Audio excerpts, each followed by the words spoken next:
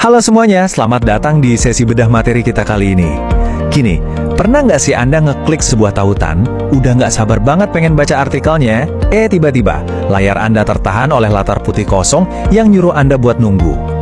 Iya, sedetik sebelumnya Anda pegang kendali penuh, detik berikutnya perjalanan Anda dihentikan paksa sama semacam penjaga pintu digital. Nah, hari ini kita bakal memperlakukan momen internet yang super biasa itu, layar keamanan yang isinya mungkin cuma sekitar 50 kata, layaknya sebuah bukti forensik di tempat kejadian perkara. Kita bakal bedah tuntas apa yang sebenarnya terjadi di balik layar saat internet secara harfiah nyuruh kita berhenti sejenak. Oke, mari kita bahas ini lebih dalam. Pesan singkat "tunggu sebentar" ini kelihatannya sepele banget kan? Tapi jujur aja, ini memicu rasa penasaran yang luar biasa kalau kita bener-bener pikirin. Ini tuh interupsi yang sangat universal. Kita semua pasti pernah ngalaminnya. Bayangin, Anda lagi asik berselancar, udah punya tujuan jelas di kepala, terus tiba-tiba perjalanan internet Anda direm mendadak. Ada ketegangan psikologis di sini loh. Dunia maya yang biasanya merespons perintah kita dalam sekejap mata, tiba-tiba minta waktu berharga Anda. Kenapa coba? Apa sih yang sebenarnya lagi terjadi di detik-detik yang serba tertutup dan bikin penasaran itu? Buat memahami konteks ketegangan ini, kita harus tahu dulu kemana sebenarnya pengguna kita ini mau pergi. Layar keamanan ini muncul waktu pengguna nyoba ngakses alamat spesifik www.icdx.co.id. Kalau berdasarkan data sumber kita, pengguna ini awalnya antusias banget pengen ngakses sebuah artikel tentang psikologi trading. Ya, mereka lagi nyari cara buat ngatasin emosi destruktif kayak rasa takut dan serakah saat trading di pasar keuangan. Tapi, alih-alih langsung dapat wawasan berharga soal ngelola emosi itu, mereka malah dicegat tanpa peringatan oleh pos pemeriksaan digital ini. Antusiasme yang lagi tinggi-tingginya buat baca artikel, tiba-tiba nabrak tembok besar.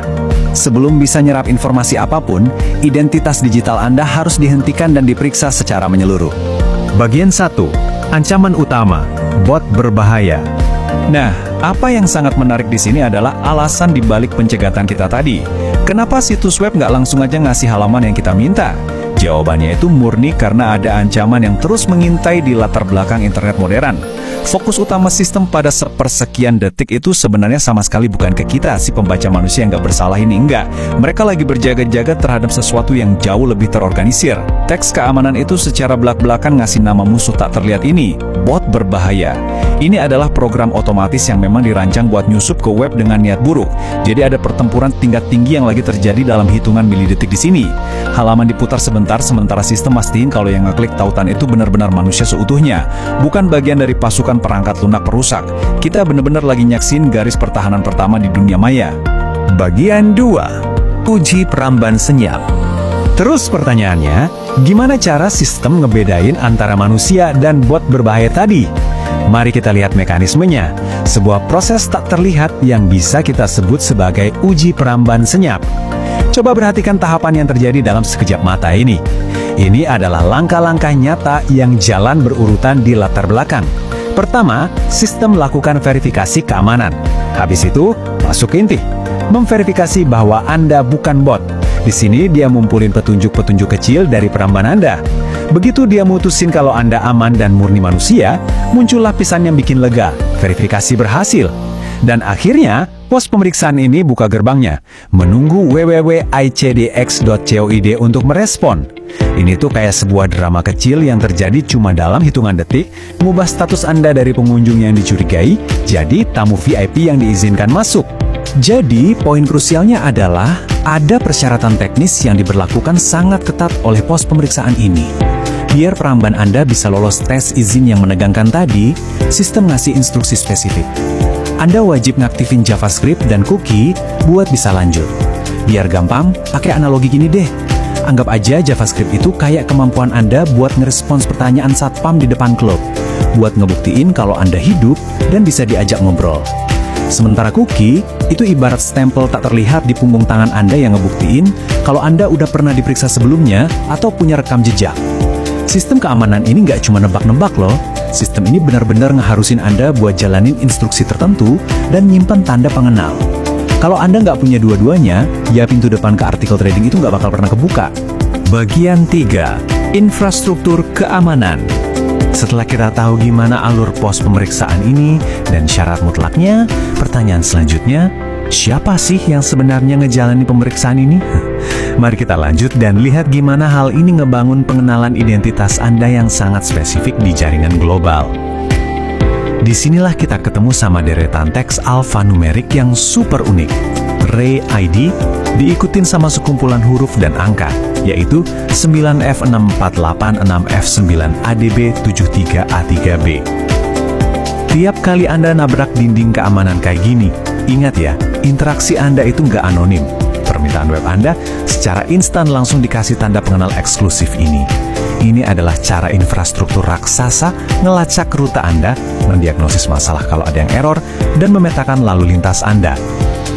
Di detik yang sangat presisi itu, Anda bukan lagi sekedar pengunjung acak. Di mata server, Anda adalah Ray ID tersebut di momen yang spesifik itu.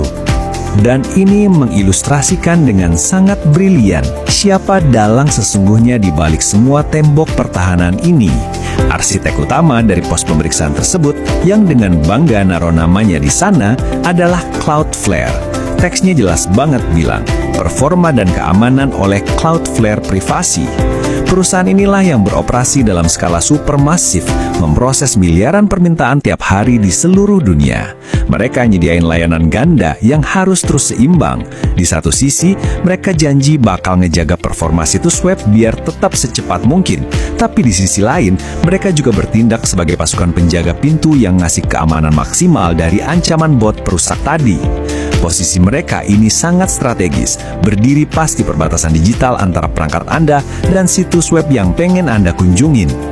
Yang pada akhirnya ngebawa kita ke satu pemikiran terakhir yang menurut saya sangat penting. Coba deh perhatiin lagi kata-kata yang dipakai sama sang arsitek infrastruktur tadi. Performa, keamanan, privasi. 3 elemen raksasa ini disebut barengan di sumber kita. Saat Anda duduk di sana baca kalimat simple, tunggu sebentar, terus diwajibkan sama sistem tak terlihat buat ngaktifin pelacak kayak cookie dan jalanin script kayak JavaScript, cuma buat ngebuktiin kalau Anda itu manusia. Pertanyaannya, dalam arsitektur web modern ini, di mana sebenarnya kita narik garis batas? Di mana batas antara performa yang super mulus, keamanan yang ketat tanpa kompromi, dan hak privasi pribadi kita sebagai pengguna internet? Itu pertanyaan yang dalam banget kan?